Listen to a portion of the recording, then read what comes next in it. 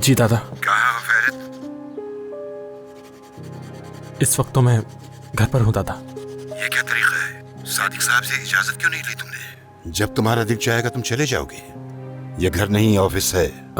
मैं उन्हें बताने ही वाला था दादा, लेकिन कुछ अर्जेंट काम आ गया था। वो काम तो हो गया है, तो मैं बस आ ही रहा हूँ, निकल रहा हूँ घर से। जरूरत नहीं। सहरान कैसी है वो, ठीक है? ठीक है दादा, वो भी यहाँ मेरे साथ ही बैठी है रूम में। बात कराओ मेरी उससे।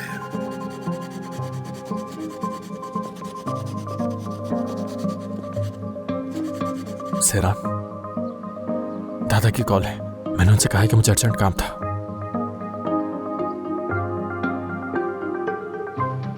संभाल लो यार।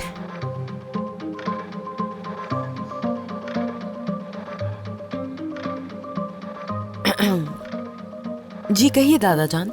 सहरान बेटा, क्या है ये? सब कुछ ठीक तो है ना? ये फेरित इस वक्त घर में क्या कर रहा है? दरअसल आपा के बारे में बात करनी थी, इसीलिए मैंने बुला लिया। वो थोड़ी परेशान थी तो मैंने सोचा बात कर लेते हैं, लेकिन अब सब कुछ ठीक है, कोई मसला नहीं है, तो बस यही बात थी। चलो अगर तुम कहती हो तो मान लेता हूँ। मैं तो समझा कि रोजा लग रहा है इसलिए चला गया। आप फिक्र मत करें दादा, सब कुछ ठीक है। चलो अच्छी बात है। उसे कहना कि आने की जरूरत नहीं है फिलहाल, वो वहीं तुम्हारे साथ रहे। और ये तो तुम जानते हो कि आज रात मेहमान आ रहे हैं, हम सब एक साथ होंगे। ठीक है, फिर शाम को मिलते हैं। जी जी, इंशाल्लाह सब कुछ ठीक होगा। क्या हुआ? तुम्हारी वजह से मुझे एक बुजुर्ग आदमी से झूठ बोलना पड़ रहा है। ऑफिस से निकलने से पहले कोई बहाना बना लेना चाहिए था उन्हें बताने के लिए। सहरान बस भी करो, ऐसा क्या हो गया है? उस पागल औरत की हरकतों का इल्जाम तो मुझ पर क्यों लगा रही हो? मुझे समझ नहीं आ रहा बिल्कुल भी। तुम्हें क्या लगता है ये सब कुछ क्यों हो रहा है फेरित? कुछ अंदाजा भी है? ये सब कुछ तुम्हारी वजह से हो रहा है, और जो तुमने माजी में गुल खिलाए हैं ना, सब कुछ उसकी वजह से हो रहा है। अरे यार, फिर शुरू हो गई है, फिर से वही माजी की बातें। क्या कहूँ मैं तुम्हें, माजी था वो माजी। अब मैं क्या करूँ सहरान, तुम ही बता दो मुझे। माजी को बदल तो नहीं सकता ना?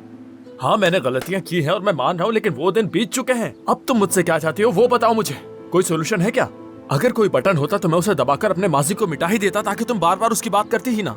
हाँ बिल्कुल बात करते हैं हम लोग, इसीलिए क्योंकि बात खत्म ही नहीं होती, इसीलिए बार बार हम माजी की बातें करते रहते हैं। और याद दिलाऊं तुम्हें यूसुफ के बारे में? यहाँ बुला लिया था, यहाँ इस कमरे में बिल्कुल मेरे सामने लाकर खड़ा कर दिया था उसे। बगैर किसी लिहाज के बेशर्मी से तुमने मेरे बारे में उससे सवाल किए। हाँ याद है मुझे सहरान, याद है मुझे, सब कुछ याद है मुझे। हाँ तो बताओ ना, क्या तुम भी मेरे साथ वही करने वाली हो? तुम बस मुझसे हिसाब बराबर करना चाहती हो। तुम मुझसे सवाल करोगी, मैं उसका जवाब दूंगा, फिर तुम वही सवाल दोबारा से करोगी और ये खेल चलता ही रहेगा। मुझे भी ये पसंद नहीं है फेरित। लग क्यों नहीं रहा मुझे सहरान? मजा आ रहा है तुम्हें तो इससे? तुम्हें तो कुछ भी अच्छा नहीं करना है जिससे हम दोनों को खुशी मिले। तुम्हें 2 मिनट बैठकर फेरित से बात तक नहीं करनी है। तुम्हें तो बस मुझसे लड़ना है, क्योंकि उसी में तुम्हें खुशी मिल रही है। मैं जैसे ही इस दरवाजे से अंदर आऊंगा तुमने झगड़ना शुरू कर देना है मुझसे।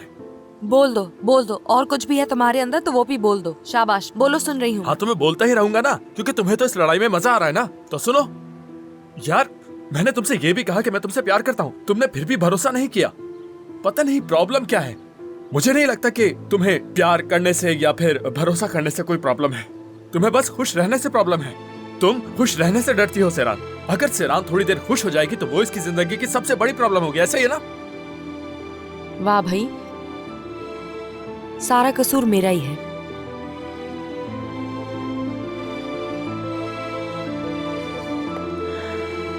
सहरान देखो,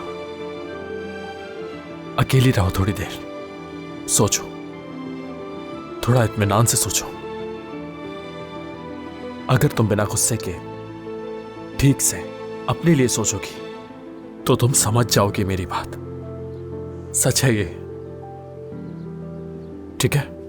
ठीक है, जो हुक्म मेरे आका, जो हुक्म आपका।